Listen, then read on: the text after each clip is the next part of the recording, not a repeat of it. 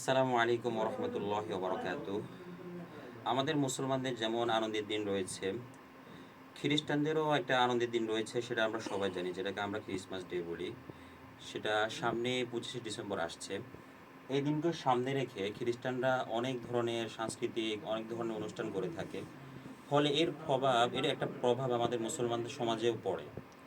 এখানে একটা কথা বিশেষভাবে বলতে চাই, নবীজি সাল্লাল্লাহু আলাইহি ওয়াসাল্লাম মুসলমানদেরকে উদ্দেশ্য করে একটা হাদিস বলেছেন, লা তাশরাবু ফি আনিয়াতিয যাহাব ওয়াল ফিদ্দা ফাইন্নাহা লাহুম ফিদ দুনিয়া ওয়া লাকুম ফিল আখিরাহ। যে নবীজি সাল্লাল্লাহু আলাইহি ওয়াসাল্লাম বলেছেন, হে মুসলমানরা, তোমরা স্বর্ণ এবং রূপার গ্লাস এবং প্লেটের মধ্যে খাবার খাবে না।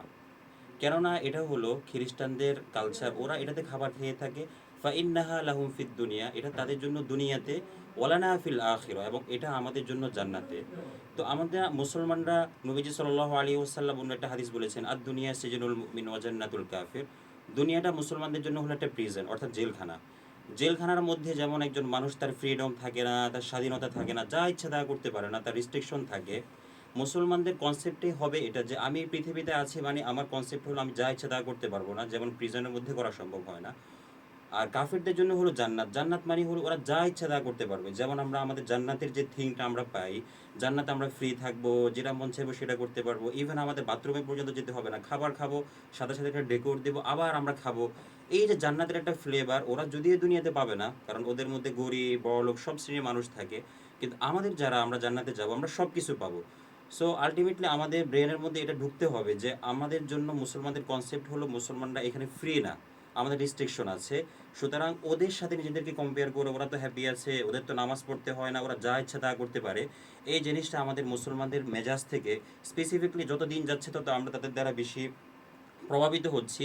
এবং বিশেষভাবে ডিসেম্বর মাসটা যখন আসে, ইউরোপ আমেরিকার বাচ্চারা ওরা এই জিনিসটা খুব বেশি ফিল করে, ওরা তো অনেক আনন্দ বিনোদন করছে, ওদের বিভিন্ন ধরনের অনুষ্ঠান থাকে, আমাদের কেন নাই?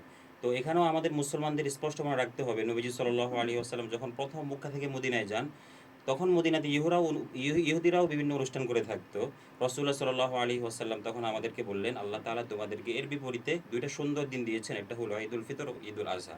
সো মুসলমানরা তাদের এই চিন্তা ভাবনা থাকা উচিত যে আমরাই সবচাইতে বেশি আলহামদুলিল্লাহ, আমরাই আমাদের নিজেদেরকে নিয়ে সবসময় প্রাউড ফিল করব।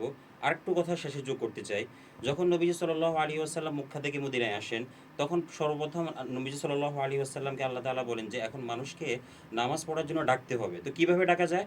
নবীজি সাল্লাল্লাহু আলাইহি ওয়াসাল্লাম সাহাবীদের একটা গ্রুপকে নিয়ে বসলেন। কিছু সাহাবী বললেন, ইয়া রাসূলুল্লাহ, খ্রিস্টানরা যেমন বেল ইউজ করে তাদের, মানে তাদের যে সিম্বল হিসেবে, তাদের রিলিজিয়াস সিম্বল হিসেবে আমরা যেটা ইউজ করতে পারি। কিছু সাহাবী বলছিলেন, হে আল্লাহ, আমরা হর্ন ইউজ করতে পারি। তখন নবীজি সাল্লাল্লাহু আলাইহি ওয়াসাল্লাম অল্টারনেটিভ ওয়ে হিসেবে তখন বলছিলেন, ওকে, আমরা এখন বেল ইউজ করতে পারি। ঠিক সেদিন রাতে নবীজি আল্লাহ তাআলা একজন সাহাবী আব্দুল্লাহ ইবনে যায়েদকে স্বপ্নে দেখালেন যে না, একজন ব্যক্তি আসলেন, এসে বললেন, উনি একটা বেল নিয়ে যাচ্ছিলেন, আমি তোমার কাছে এটা কিনতে চাই, বিকজ আমাদের নবীজি সাল্লাল্লাহু আলাইহি ওয়াসাল্লাম বলেছেন এখন থেকে মানুষকে ডাকার জন্য আমরা বেল ইউজ করতে পারবো, যেমন খ্রিস্টানরা ইউজ করে।